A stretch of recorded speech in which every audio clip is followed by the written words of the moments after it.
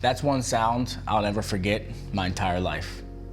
All right, let's walk it back, circa 2007. So we're in Samarra, Iraq, about an hour and a half north of Baghdad, on the Tigris River, home to the Golden Mosque, home to the Spiral Minaret, all around just a fun place to be in 2006, 2007. You know, like many others before me, with me, after me, we've all had a lot of near-death experiences. My story is no different, it's not special. But I've never been one to talk my military past up. I have never walked around in grunt style t-shirts with, my desert combat boots, my pocket knife, and my 5'11" khaki pants. But that being said, I think there's a lot of times where I could have died in Iraq. Like I remember multiple times where I could have died, but this one story sticks out as a time where I definitely should have died. When we're finishing up a patrol, we see a burnt down car that kind of looked out of the ordinary. And I know what you're thinking, out of the ordinary, it's a burnt down car. Well, let's just say that in Samarra, Iraq in 2006, 2007, burnt down cars were not out of the ordinary. And you start to notice this thing though, because when you're patrolling somewhere every single day, day in, day out, you learn it like the back of your hand. So you can easily tell when something is out of place a little bit. Kind of like when you have kids and your toolbox gets jacked up and your kids were, rifling through it. And you can notice it the moment you go in the garage because it's kind of not sitting there the way you had it. And you're like, wait, that looks different. Next thing you know, all your screwdrivers are gone.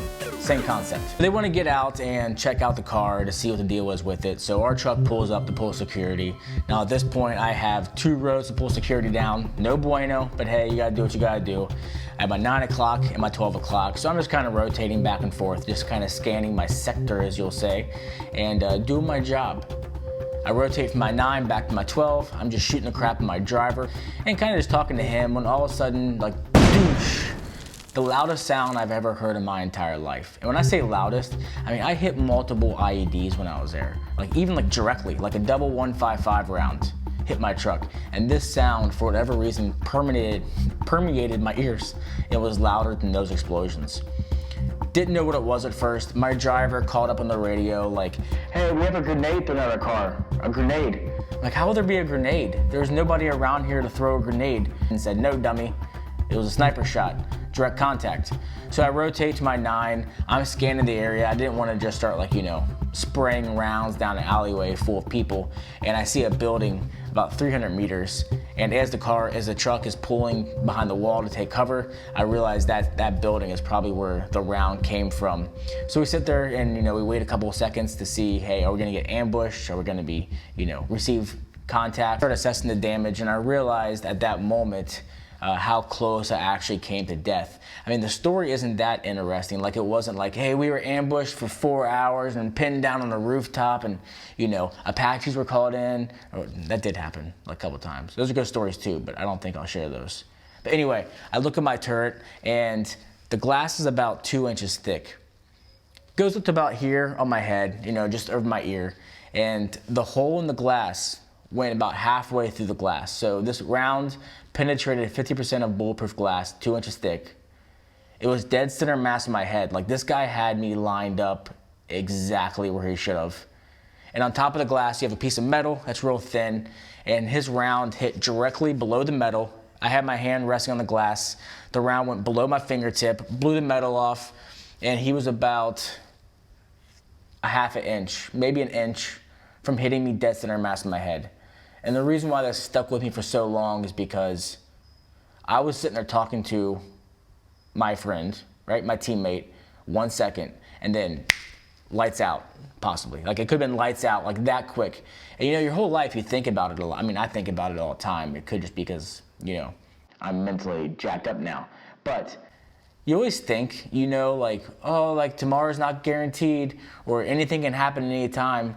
But until it almost actually happens to you, then you definitely realize oh crap, things can go south real quick. You can go from being the best day of your life to dead, lights out with a snap of a finger. So anyway, we wrap up the patrol, we go home to base. I'm sitting there and for a few days afterwards, I just can't shake the thoughts. Even after 15 years, I've been, I think about it from time to time. My brain likes to play a trick on me at night when I'm going to bed. It likes to comb through the archives and dig out the one file that's gonna make me not sleep for the next 3 hours. And as I've thought on this one day in particular, I've kind of taken away a couple lessons from it. 4 lessons I learned from almost dying a few different times. So warning, some of these are gonna sound like signs you find at Hobby Lobby or like Home Goods. Bear with me, it's like they sound cheesy, but there's a good reason behind each one, I promise. Number 1, life is finite, enjoy it while you can. You know, this is definitely worse the younger you are. I've found, at least in my own experience, is like I always think like, hey, tomorrow I'll do it. Next week I'll get to it. I have time, but I'm older, whatever it is. Even here living in Spain, there's a saying like mañana mañana or something like that, where it just means like, we'll get to it tomorrow.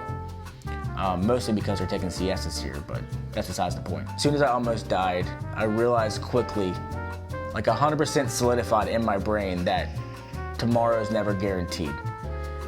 You know, you want to ask that girl out, you want to start that business, you want to ask for that raise, you want to play with your kids more. Like today is the day you have to do it because you can't rely on tomorrow.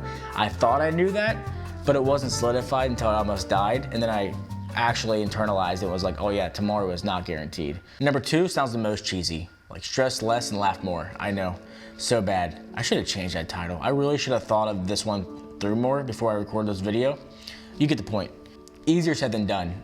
Life is stressful. I get it. I battle the same thing every single day. But what I found is that when I was in Iraq and I almost died, I was stressing out all the time. I was stop lost. I should have already gotten out of the military, but I couldn't because I was deployed. What a fun contract that was. I wanted to go to Ohio State when I got out, so I was trying to get like my application done and trying to figure out how to get enrolled in Ohio State and could I get accepted and am I gonna be ready for college after being out of school for 3 or 4 years? And these things were always stressing me out. I was always worried about them. When I realized as soon as I almost died a few times, I go, oh, well, I can't worry about this until next year because I'm still in Iraq. So it doesn't even matter. Like I'm wasting time being stressed about something that I physically can't even do until like 6 months from now. So even if you're in a stressful environment, a stressful situation, I found that you can make the best of it. And if you want any more resources on this, Viktor Frankl's Man's Search for Meaning is a great book. 100% recommend it. Just don't buy it until this video is over, then go buy it. But Viktor Frankl, Man's Search for Meaning, I think you'll like it. Number 3, we all have a purpose. This is argued. There's like, philosophical debates for years on this. You know, is there a meaning to life? Is there not a meaning to life? Do we have a purpose? We don't have a purpose. Yes, we have a purpose. Whatever it is, everyone's been debating since the beginning of time. And I can say with 100%, personally, I feel like after almost dying a few times, we are all put here on this earth by God to serve a purpose.